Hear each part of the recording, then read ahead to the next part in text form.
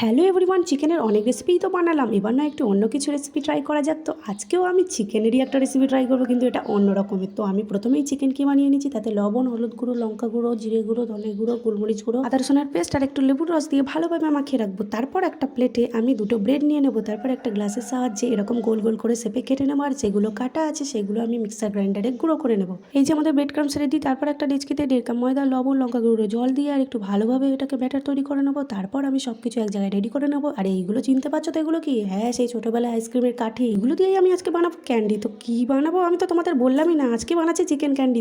নামটা কি সুন্দর না? তো চিকেন ক্যান্ডি বানানোর জন্য প্রথমে আমি ব্রেডের এক পিস নিয়ে তার উপরে আমি চিকেন কিমা দিয়ে, তার উপরে আমি আইসক্রিমের কাঠিটা দিয়ে, তার উপরে আবার একটা ব্রেডের পিস দিয়ে ময়দার গোলাতে ডুবিয়ে আর আবার ভালোভাবে ব্রেড ক্রামসে কোট করে নেবো। তারপর ডুবো তেলে ফ্রাই করে নেবো। সবগুলো ফ্রাই করার পর দেখো কেমন দেখতে হয়েছে। আমাদের চিকেন ক্যান্ডি রেডি। তোমাদের রেসিপিটা কেমন লেগেছে অবশ্যই কমেন্ট সেকশনে জানিও, আর অবশ্যই বাড়িতে ট্রাই করো। ভালো লাগলে লাইক কমেন্ট শেয়ার করে দিও, চ্যানেলটাকে সাবস্ক্রাইব করে দিও। টাটা।